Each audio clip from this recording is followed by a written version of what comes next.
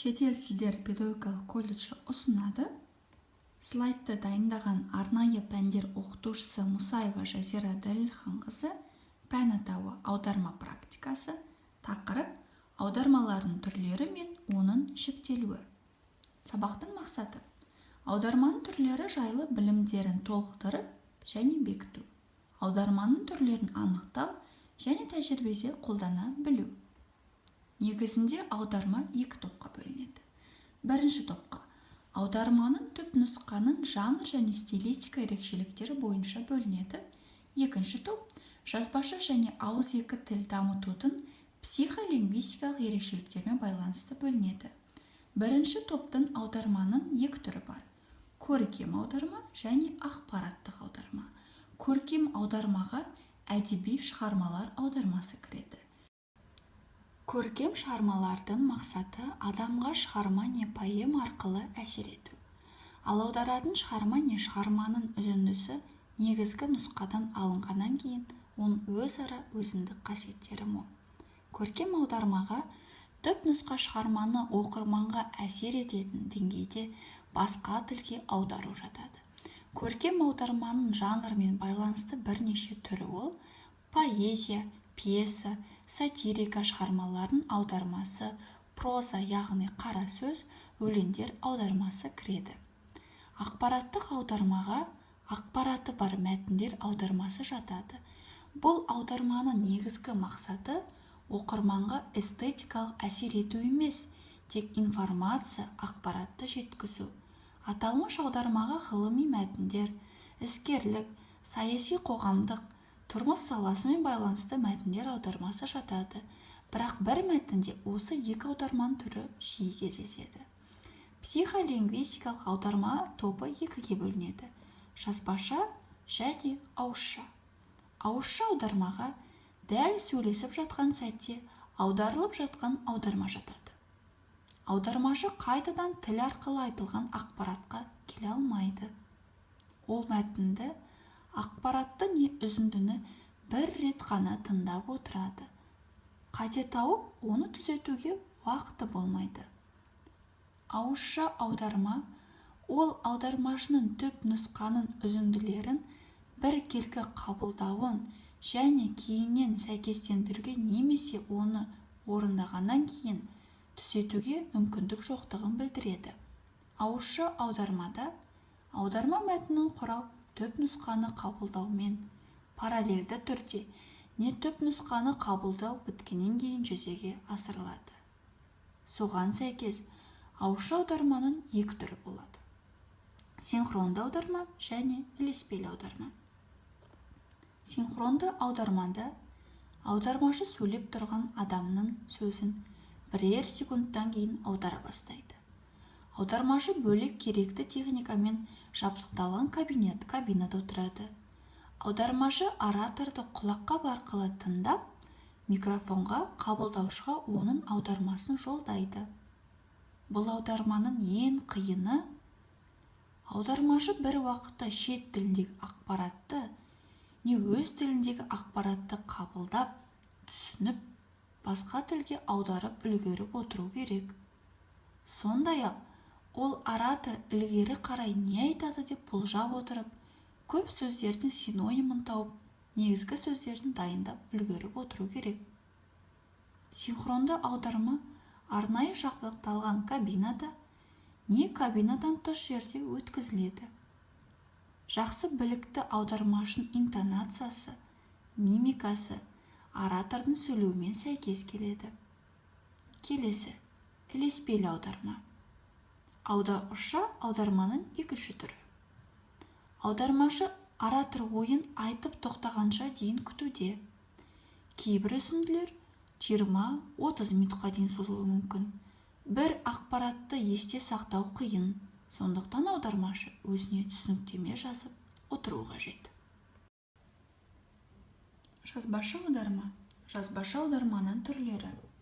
Жазбаша аударма деп аударманың тіларалық сөйлесу барысында түпнұсқамен аударма мәтіні, аударма барысында жазылған мәтіндерге аудармашы бірнеше мәрте қарап, тексеріп, түзете алатын аударманың түрі аталады. Жазбаша аударманың классикалық мысалы болып, аудармашы түпнұсқаны жазба мәтін түрінде қабылдап, аударма мәтінін жазба мәтіні ретінде жүзеге асырылуы табылады. Аударманың жанрлық, стилистикалық саралануы түпнұсқаның жанрлық стилистикалық ерекшеліктеріне байланысты екі функционалды аударманың түрін ерекшелейді: көркем аударма және ақпараттық аударма. Жазбаша аударма келесі факторларға назар аудару керек: сөздіктегі сөздердің мағыналарына, арнайы сөздікпен сол сөздің мағынасын іздеп табуға, түпнұсқаның контекстін білу, егер ол шығарма болса, оны ең алдымен толық оқып шығу керек. Керекті сөзі бар, қайырымды ғана оқып шығу және оны бүкіл контекстпен салыстыру. Сөздің бір-бірімен байланысуына назар аудару. Жазбаша аудармада мәтіннің барлығын аудармашының алдында болады. Ол оны бірнеше рет оқып, автордың идеясын толық түсінеді. Ал ауызша аудармада аудармашы ақпаратпен сегмент арқылы танысады. Ол ақпаратты толық білмейді. Жазбаша аудармада аудармашы оратормен тіл қатысып, ештеңе сұрай алмайды. Мысалы, түсінбеген сөз, термин не ақпарат. Жазбаша аудармаға түпнұсқадағы мәтіннің жазбаша түрдегі аудармасы жатады. Аударушы мәтінге және оның үзінділеріне бірнеше рет қайта оралып, керек болса түзеп, негізгі нұсқамен салыстырып, рецепторға, яғни баяндаушыға автордың идеясын жеткізуге тырысады. Мәтінге талап қою бойынша аударманың өзі үшке бөлінеді: толық жазбаша, реферативтік аударма және аннотациялық аударма. Реферативтік аударма мәтіннің негізгі түпнұсқадағы ойын екі тілде баяндау. Әдетте реферативті аудармаға талаптар қойылады. Мысалы, компьютермен терілген құжаттың беті 12 қарып болу керек, интервал 1,5 және Times New Roman қолданылу керек. Аннотациялық аударма мәтіннің аудармасы бір абзацтан аспайды, кейде 3 сөйлемнен шектелуі мүмкін. Ауызша және жазбаша аудару арасындағы айырмашылықтар. Төменде ауызша аудармамен шұғылданушы Брайан Харрис ұсынған ауызша және жазбаша аудармалардың айырмашылықтарын беріп отырмыз. Жазбаша аударма, мысалы, жазбаша аударманың нысаны болып табылатын мәтін сәл де болса ерте құрастырылады, ал ауызша аудармада ауызша аударылатын мәтін әдетте сол уақытта пайда болады. Жазылған мәтіннен ауызша аударған жағдайлармен басқа кездерде. Екінші жағдай.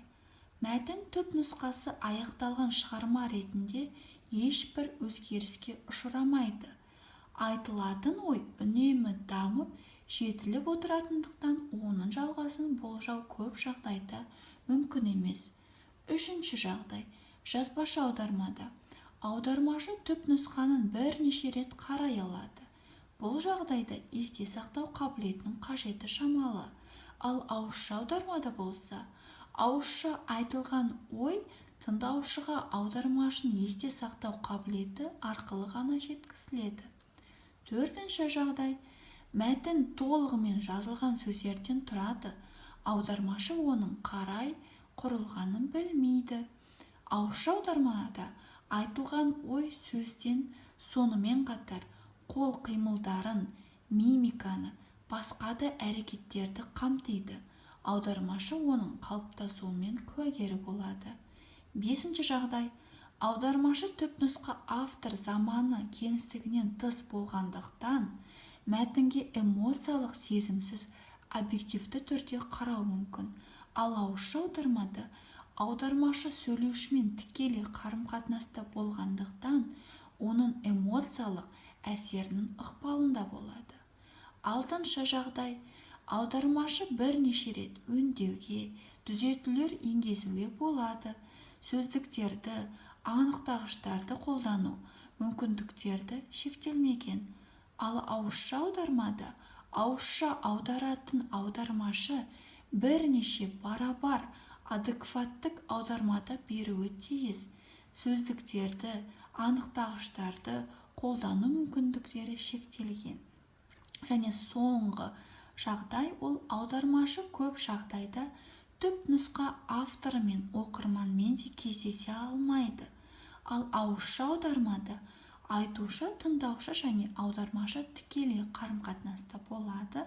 Мысалы, ол әңгіме барысында, мәжіліс кезінде және аударманың жанрлық, стилистикалық және тағы басқа жағдайларда. Міне, ауызша аударма мен жазбаша аударманың негізгі айырмашылықтары осындай. Сөзбе-сөз және әдеби аудармаға тоқталайық. Сөзбе-сөз яғни ол калька аударма. Тілдік бірліктің сыртқы нысанын, ішкі мазмұнын нақ, сол қалпында аудару дегенді білдіреді.